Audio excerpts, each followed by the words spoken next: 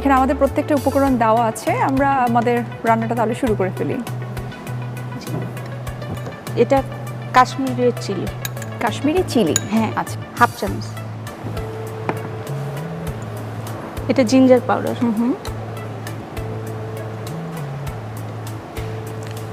Half চামচ। এটা garlic. সবগুলো আপনি গুঁড়ো করে নিয়েছেন?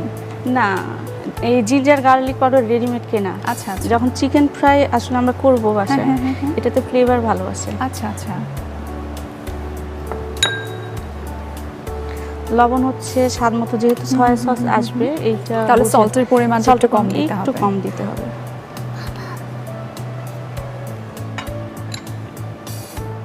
সামাইরা, তোমার কেমন লাগছে? তোমার পছন্দের একটা রান্না তোমার আম্মু করছে, তুমি সবসময় চিকেন ফ্রাইডটা খেতে পছন্দ করো? সব সময়? আমি সয়া সসটা 2 টেবিল স্পুন। আচ্ছা। এটা গোলমরিচ গুঁড়া, এটা ঝালের কাজ করবে। আচ্ছা আচ্ছা। এক চামচের মতো দেওয়া হবে। আচ্ছা। তবে অনেক সময় যেহেতু বাচ্চাদের জন্যই করা হচ্ছে, ঝালটা একটু কম বেশি, যে এই জন্য আমি কাঁচামরিচ যেটা আমি দিই পেস্ট, ওইটা দিই না। আচ্ছা।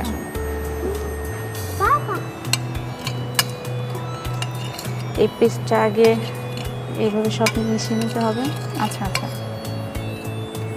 আপনি কি বাসায় যখন যেটা রান্না করেন বা নতুন কোনো রান্না যখন আপনি নিজে এটাকে কাস্টমাইজ করে তৈরি করেন, সবসময় কি আপনার মাথায় এটা থাকে যে আমার বাচ্চাটা খেতে পারবে কিনা, সেটা আপনার হাজবেন্ড খেতে পারবে কিনা? হ্যাঁ, আমার বাচ্চা হাজবেন্ডের জন্যই আমার বেসিক্যালি বাসায়। আচ্ছা আচ্ছা। তবে রান্না করার ক্ষেত্রে কি আপনি সবসময় এই বিষয়টা খেয়াল করেন যেটা আসলে কতটুকু হাইজিনিক ওয়েতে মেনটেন করা হচ্ছে? আচ্ছা। এই যে আমরা রান্না করছি, আপনি হেলদি রান্না করছেন, কিন্তু আমাদের ডিশ বা পাতিল যদি পরিষ্কার না থাকে তাহলে কিন্তু সেই রান্নার পুরো আসলে ক্রেডিটটাই কিন্তু চলে যায়। তবে আমাদের এক্সপার্ট ডিশ ওয়াশ কিন্তু আমাদের সেই কাজটা করে দেয়, আমাদের শুধুমাত্র পরিষ্কারই করে না, জীবাণুমুক্ত করে ফেলে, যেটি বাচ্চাদের জন্য সব থেকে বেশি দরকার।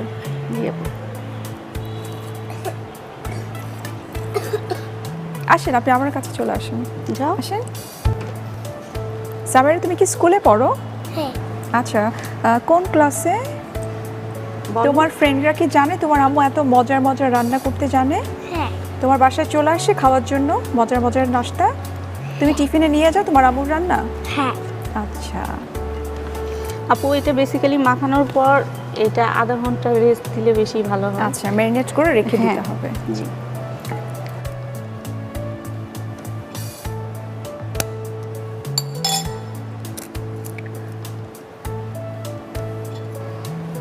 এখন আমরা এটাতে ডিম অ্যাড করছি, তাই তো? জি। আচ্ছা। সাধারণত দেখা গেছে যে ম্যারিনেট করে যদি আমরা এটা কিন্তু ফ্রিজেও চাইলে তো রাখতে পারি, হুট করে কোনো গেস্ট চলে আসলো বা বাচ্চাদের টিফিনের ক্ষেত্রেও কিন্তু নিজেদের প্রয়োজনে কিন্তু এটা আমাদের অনেক বেশি হেল্পফুল। হ্যাঁ, এটা আমরা এমনি নর্মালি ফ্রিজে রেখে বক্সে করে যদি রেখে দেওয়া যায়, এয়ারটাইট বক্স যেটা, সেটাতে আমরা রাখবো ডিপ ফ্রিজে। আচ্ছা, আমরা এখানে 2টো ডিম ইউজ করেছি। দুটো।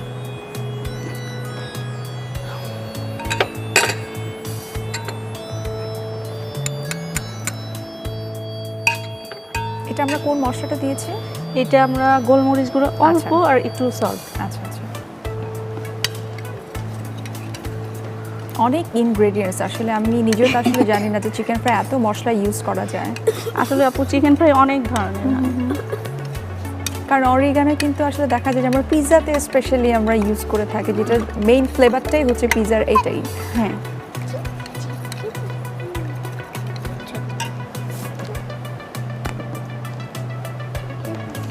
এটা হচ্ছে ফ্লাওয়ার নিচ্ছি, ময়দা, শুধু ময়দা।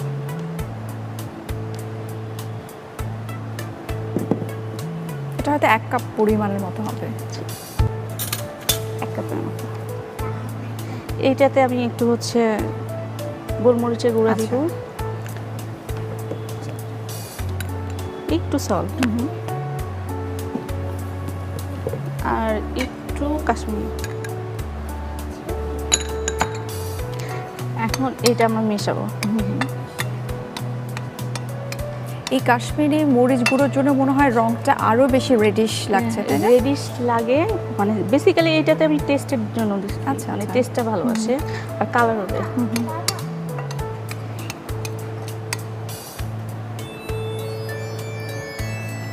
এখন এইটা আমরা এইভাবে এখানে আটা দিয়ে মেখে তারপরে ডিম দিয়ে এটাকে কোটিং করতে হবে।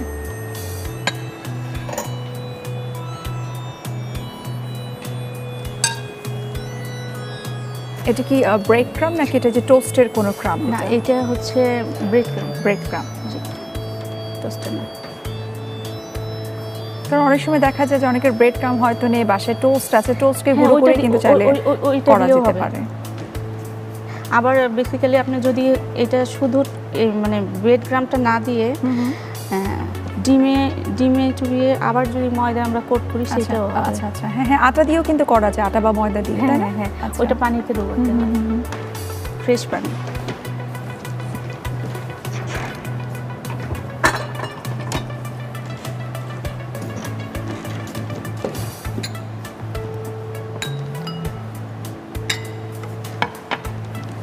আর আমরা যখন এই কাজটা করব,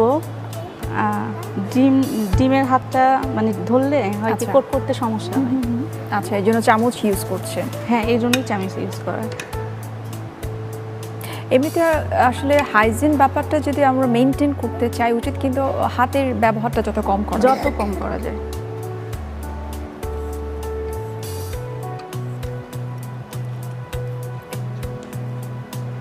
আচ্ছা, তুমি কি মাকে হেল্প করছো?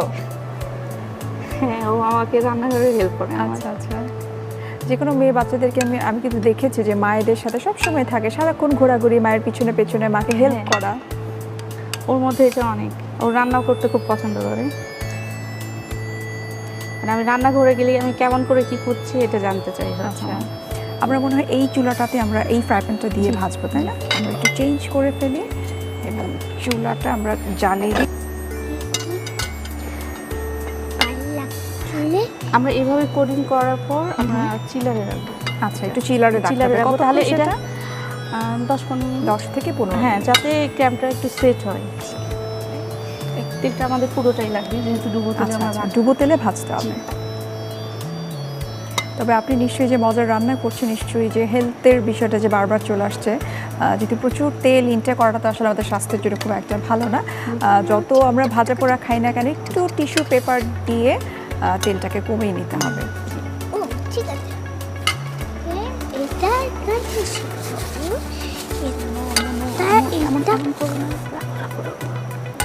এখন তুমি দেখো, আমরা আসেন, আপনি আমার সঙ্গে আসেন। পড়াশোনা ছাড়া আর কি কি করতে ভালো লাগে? রান্না ভালো লাগে।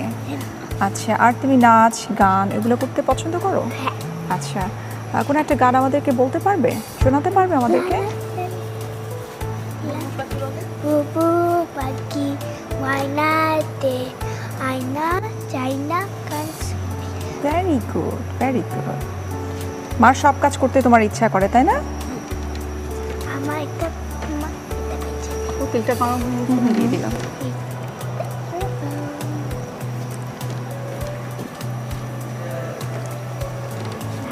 কেউ আম্মু ধরো না, তুমি আন্টিকে গান শোনাও প্লিজ। হয়েছে, এই 3টাকে উঠাই।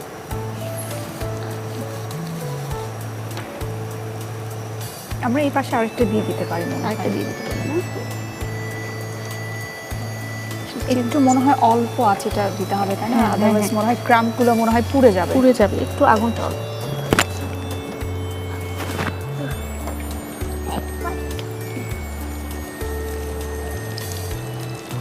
আমাদের এই যে ডুবো তেলের যে খাবারগুলো, আসলে যে বাইরের খাবারটা আমরা আসলে কেন পুষ্টিবিদরা আমরা আসলে না করে থাকি, এটা হচ্ছে যে বাইরের তেলগুলো বা ফ্রাইড যত আইটেম প্রচুর ট্রান্স ফ্যাট থাকে, যেটা কিন্তু আস্তে আস্তে দিনের পর দিন যখন খাওয়া হয় তখন কিন্তু কোলেস্টেরল জমে যায় এবং একটা টাইমে কিন্তু ট্রান্স ফ্যাট কিন্তু ক্যান্সার সৃষ্টি করে থাকে। সুতরাং এখন থেকেই কিন্তু এই যে আপনি রান্না করছেন এত মজার মজার, সবসময় আশা করি আপনি চেষ্টা করেন যে হেলদি খাবারটাকে রান্না করার জন্য। আর বাহিরে তো ওরা এক তেল অনেকবার ইউজ করার কারণে ওইটা স্বাস্থ্যের জন্য ঝুঁকি আরও বেশি হয়। আচ্ছা, আমরা রান্না করছি মজাদার চিকেন ফ্রাই, যেটি বাচ্চাদেরও প্রিয়। আমার মনে হয় ছোট বড় সবাই এটা খেতে পছন্দ করে।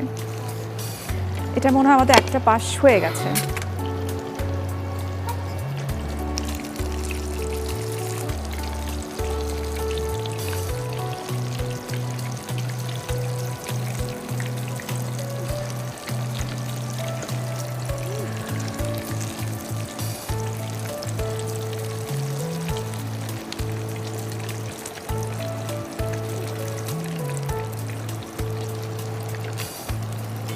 জয়পুরহাটের বিখ্যাত কি কি রান্না আছে?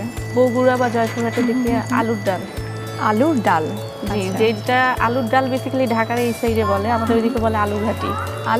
আলুর ঘাটি। আলুর ঘাটি, আচ্ছা। হ্যাঁ, মানে মাখামাখি থাকে ডালের একদম, সঙ্গে। হ্যাঁ, ডালের সঙ্গে না, শুধু এটা হচ্ছে আলু দিয়েই হয়। আলু দিয়ে করা হয়। শুধু আলু দিয়ে করা হয়, আলু দিয়ে, মাছের মাথা দিয়ে অথবা ডিম দিয়ে, আচ্ছা, এটা করা হয়। আপনার কোন ধরনের রান্না পছন্দ, মানে এই ধরনের ফ্রাইড আইটেম নাকি দেশীয় রান্নাগুলো?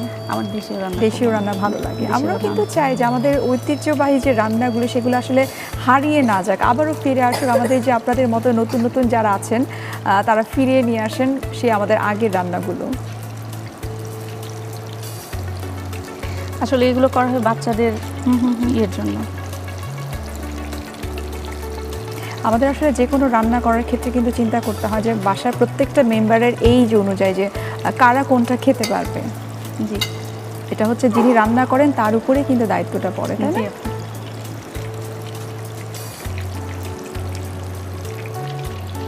আপু এটা মনে হয় আমাদের হয়ে গেছে, তাই না? যেহেতু কালার চলে আসছে ব্রাউন কালার। আম্মু আম্মু এবং সার্ভিং এর সময় অবশ্যই আমাদেরকে টিস্যু ব্যবহার করতে হবে, অবশ্যই তেলটা সোক করার জন্য।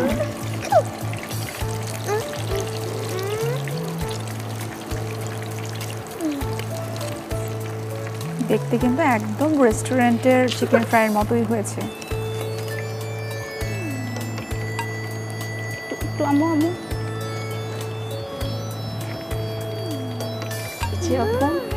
আপনার চিকেন ফ্রাই।